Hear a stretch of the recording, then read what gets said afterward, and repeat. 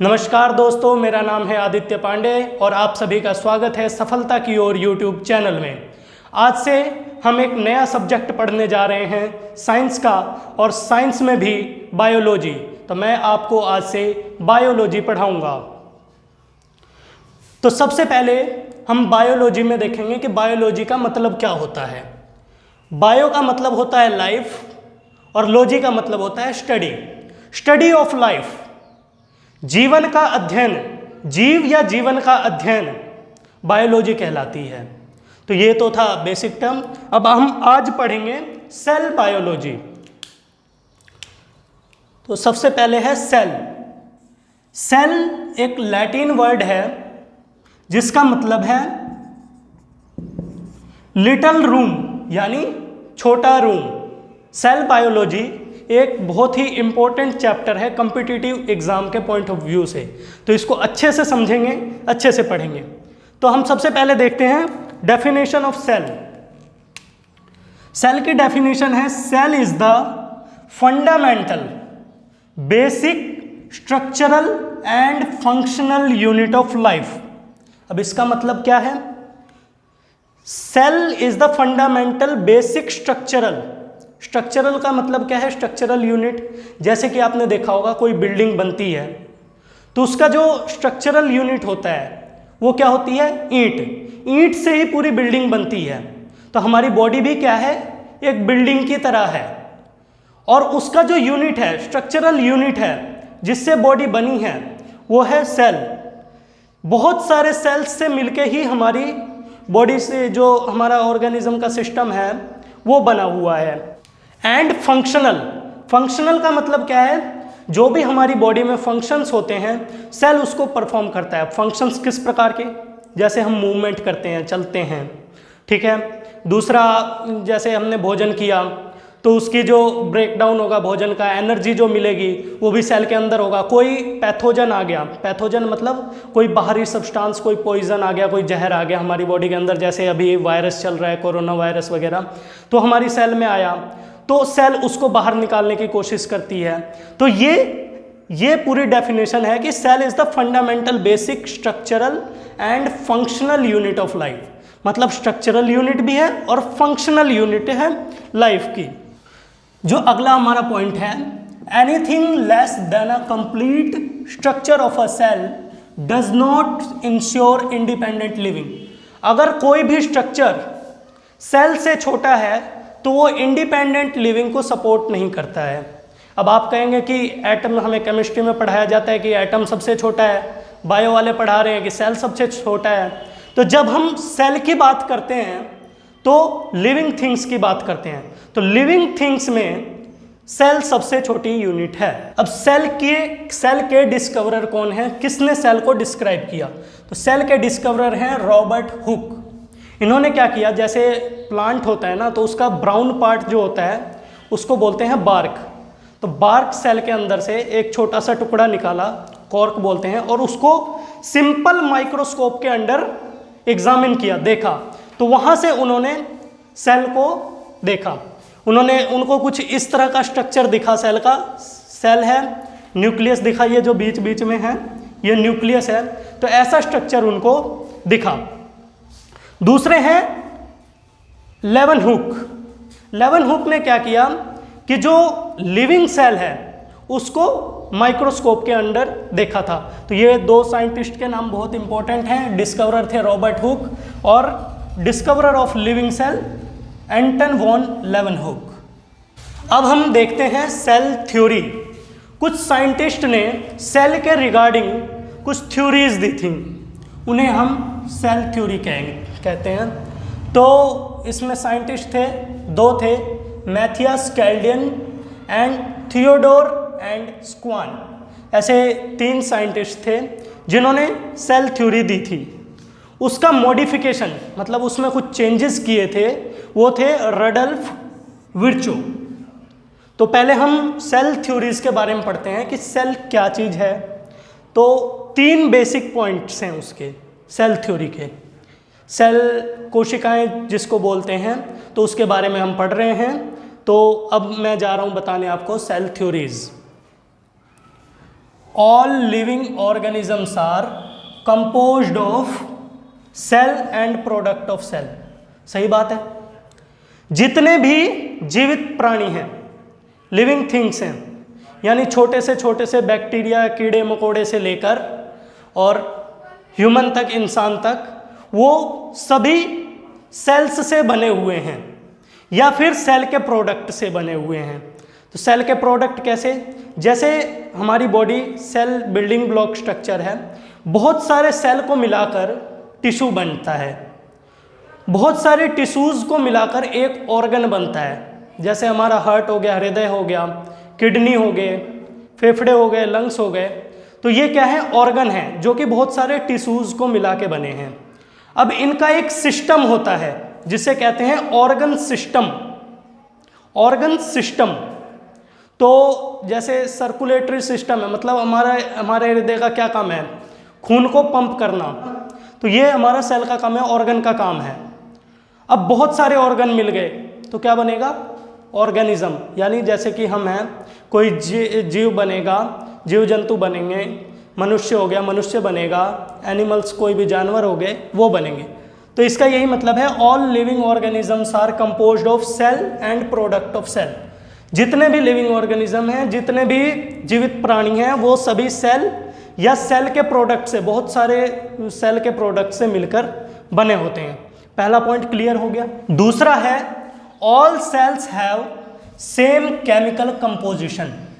जितने भी सेल हैं, जितने भी टाइप के सेल हैं, सभी में केमिकल कंपोजिशन, जो उसके अंदर रासायनिक क्रिया होगी, वो सभी में सेम होगी। फंक्शन होगा उसका, वो सेम होगा। जैसे मैं हूँ, मेरे अंदर जो सेल है उसके केमिकल कंपोजिशन सबके अंदर सेम है। कोई जानवर है, उसके केमिकल कंपोजिशन सेम है। हाँ, थोड़ा डिफरेंस हो सकता है, कहीं कहीं थोड़ा बहुत अंतर हो सकता है, लेकिन सभी में सेम केमिकल कंपोजिशन होंगे। अगला है तीसरा, इसको यहाँ मैंने लिखा है मॉडिफिकेशन। मतलब ये जो सेल थ्योरी में मॉडिफाई किया था रडल्फ विर्चो ने, ये पॉइंट डाला था। क्या कहता है ये point? All cells come from pre existing cell. All cells come from pre existing cell. मतलब जितने भी सेल हैं ना हमारे बॉडी में या कहीं भी, जितने भी सेल हैं वो प्री एग्जिस्टिंग सेल, यानी पहले से उपस्थित सेल के द्वारा आए हैं। जैसे कि जो मान लो पुराना सेल है, डिवाइड होता है वो, और फिर वो नए को प्रोड्यूस करता है। तो ये नया मॉडिफिकेशन दिया कि ऑल सेल्स, सभी प्रकार के सेल जो कि हैं वो प्री एग्जिस्टिंग, यानी पहले से उपस्थित सेल से ही डिवाइड होके बने हैं। तो सेल की उत्पत्ति कहाँ से हुई है? प्री एग्जिस्टिंग सेल से। ठीक है, ये तीनों लॉ सेल थ्योरी में आते हैं। अब इसमें एक पॉइंट ये है कि जो वायरस है ना, वायरस, इसके एक्सेप्शंस भी हो सकते हैं, बहुत चीज़ें हैं जिसका एक्सेप्शंस भी होता है। तो जो वायरस है ना, वो सेल थ्योरी को नहीं मानता है। सभी प्रकार के वायरस में ये वाला जो पॉइंट है ना, ये वाला दूसरे वाला, ऑल सेल्स है सेम केमिकल कंपोजिशन। तो जो वायरस है ना, उसमें केमिकल कंपोजिशन सभी में सेम नहीं रहती है।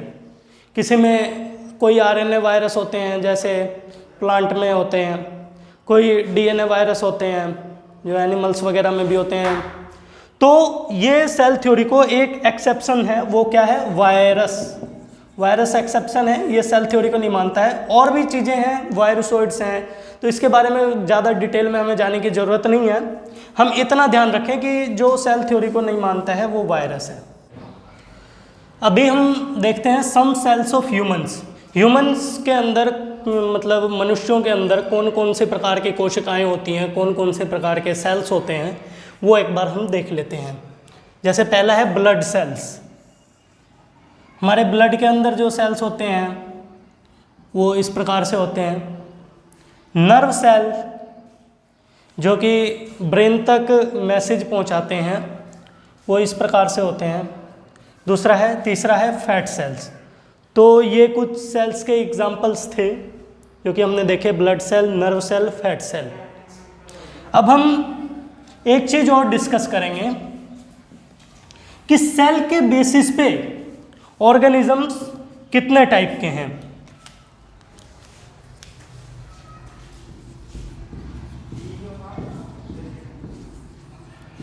Types of organism on the basis of cell. Cells के बेसिस पे जीवों के कितने प्रकार हैं? तो 2 प्रकार हैं, 2 टाइप्स हैं। फर्स्ट है यूनिसेल्यूलर ऑर्गेनिज्म।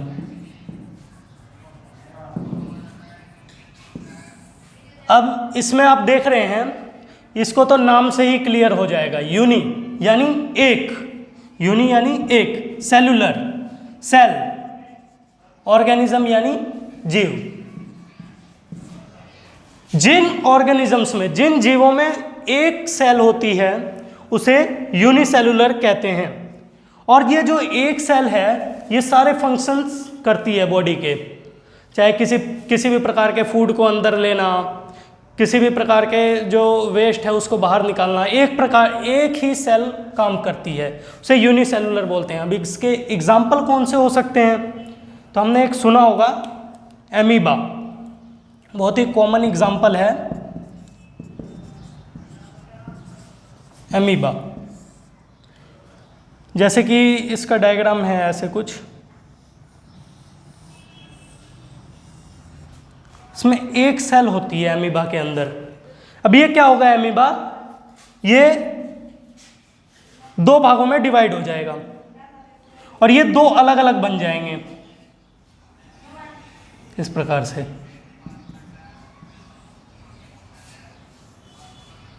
दो बन गए। तो कहने का मतलब ये है कि जो एमीबा है वो यूनिसेलुलर ऑर्गेनिज्म है, उसके अंदर एक सेल है। दूसरा क्लामाइडोमोनास, पैरामीशियम भी हम कह सकते हैं। दूसरा टाइप आता है हमारा मल्टी सेलुलर ऑर्गेनिज्म।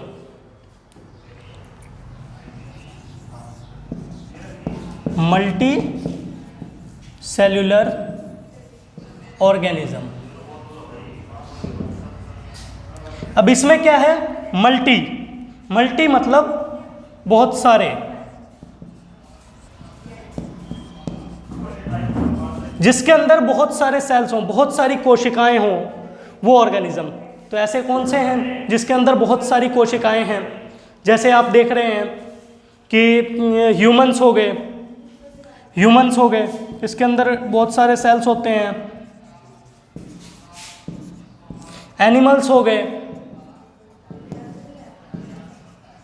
इसके अंदर भी बहुत सारे सेल्स होते हैं और फिर वो टिश्यू बनाते हैं, जैसे कि अभी मैंने पहले बताया, ऑर्गन बनाते हैं, ऑर्गन सिस्टम बनाते हैं, ऑर्गेनिज्म बनाते हैं।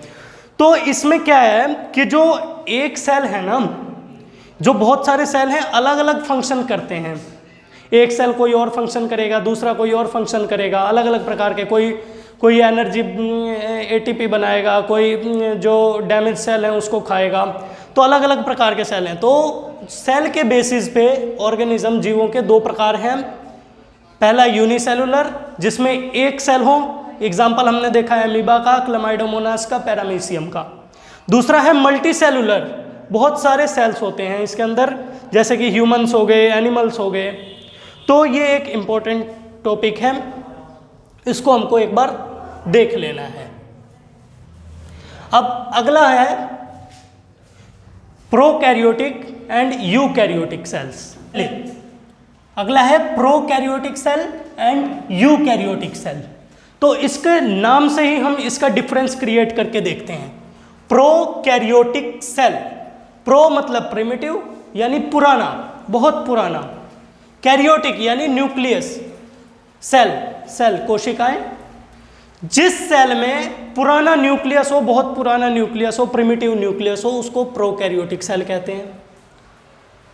जिस सेल में यूकैरियोटिक, यू मतलब ट्रू, सही में, एक्चुअल न्यूक्लियस, जिस सेल में एक्चुअल न्यूक्लियस प्रेजेंट हो, न्यूक्लियस यानी केंद्रक होता है, केंद्र में किसी भी सेल में केंद्र में होता है, ये केंद्रक इसको बोलते हैं, न्यूक्लियस बोलते हैं।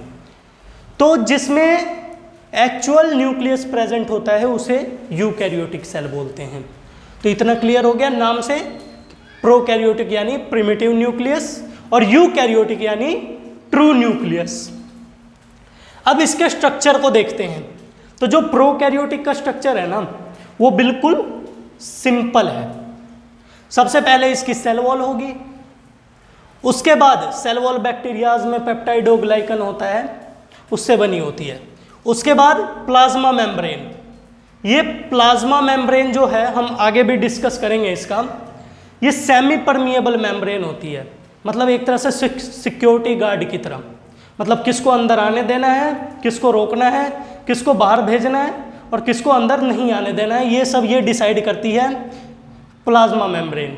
सेमी परमिएबल है और फ्लेक्सिबल है। तो इसके बारे में हम आगे पढ़ेंगे, जब स्ट्रक्चर ऑफ सेल पढ़ेंगे तो उसमें हम इसको पढ़ेंगे। तो प्लाज्मा मेम्ब्रेन जो दूसरी लेयर होती है, उसके बाद होता है साइटोप्लाज्म। प्लाज्मा मेम्ब्रेन के बाद जो फ्लूइड, जो तरल पदार्थ होता है उसको कहते हैं साइटोप्लाज्म। ये साइटोप्लाज्म है, ये जो आप सभी देख रहे हैं। और ये साइटोप्लाज्म के बीच में एक ये स्ट्रक्चर आपको दिख रहा होगा, ये एक्चुअल में क्या है, ये है डीएनए। डीएनए क्या होता है, जेनेटिक मटेरियल है, मतलब एक जनरेशन से दूसरे जनरेशन तक ये पास होता है। लेकिन इसमें एक दिक्कत है, इसमें क्या दिक्कत है कि इसका न्यूक्लियर मेम्ब्रेन नहीं है, मतलब ये डीएनए को प्रोटेक्ट करने के लिए कुछ नहीं है, एक छोटा सा डीएनए है, सर्कुलर गोल सा, वो बीच में पड़ा हुआ है। चलिए दूसरा है ये राइबोसोम्स, तो इसके पास थोड़े से राइबोसोम्स प्रेजेंट हैं। तो ये इस प्रकार से प्रोकैरियोटिक सेल है जो बिल्कुल सिंपल होता है, इसको न्यूक्लियोइड बोलते हैं जो ये सर्कुलर डीएनए होता है, क्योंकि ये पूरा न्यूक्लियस है नहीं।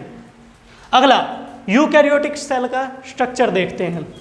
तो यूकैरियोटिक सेल में क्या होता है, सबसे पहले होती है प्लाज्मा मेम्ब्रेन। सिर्फ प्लांट सेल है, यूकैरियोटिक सेल में 2 टाइप्स होते हैं, प्लांट सेल, एनिमल सेल। तो जो एनिमल सेल है उसमें प्लाज्मा मेम्ब्रेन होती है, और जो प्लांट सेल है उसके बाहर एक स्ट्रक्चर होता है जिसको सेल वॉल बोलते हैं, वो सिर्फ प्लांट सेल के अंदर होती है यूकैरियोट में, एनिमल्स के अंदर नहीं होती है। तो हम एक एनिमल सेल को लेके चल रहे हैं। तो सबसे पहला जो है प्लाज्मा मेम्ब्रेन, प्लाज्मा मेम्ब्रेन के बारे में बता दिया, एक तरह से सिक्योरिटी गार्ड है, सेमी परमिएबल मेम्ब्रेन है, किस चीज़ को अंदर लेके जाना है, किस चीज़ को बाहर छोड़ देना है, किसको नहीं घुसने देना है सेल के अंदर, ये सब ये प्लाज्मा मेम्ब्रेन डिसाइड करता है। उसके बाद है न्यूक्लियस।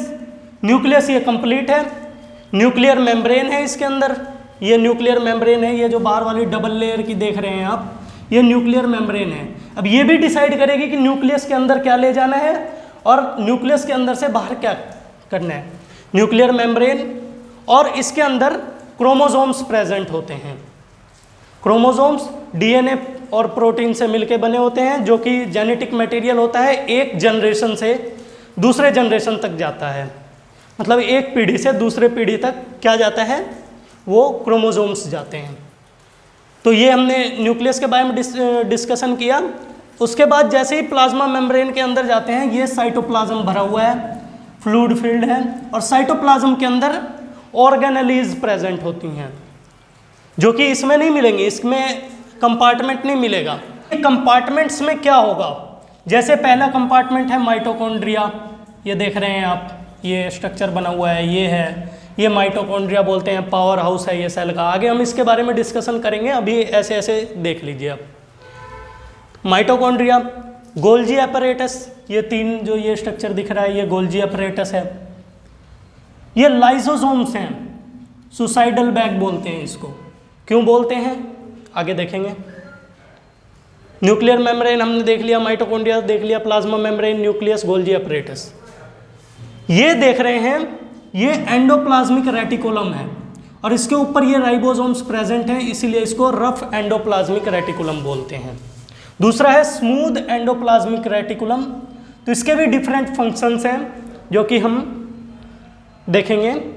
अभी अगला इसका जो पॉइंट है वो है साइज। प्रोकैरियोटिक सेल के सेल का क्या साइज होता है और यूकैरियोटिक सेल का क्या साइज होता है। Prokaryotic cell 1 to 10 micrometre, 1 micrometre 10 की पावर 6 मीटर का होता है। 1 माइक्रोमीटर 10 की पावर -6 मीटर का होता है। तो इस सेल का साइज 1 to 10 माइक्रोमीटर है। और जो यूकैरियोटिक सेल है इसका साइज 5 to 100 माइक्रोमीटर्स का है। 5 माइक्रोमीटर से लेके 100 माइक्रोमीटर्स तक इसका साइज होता है।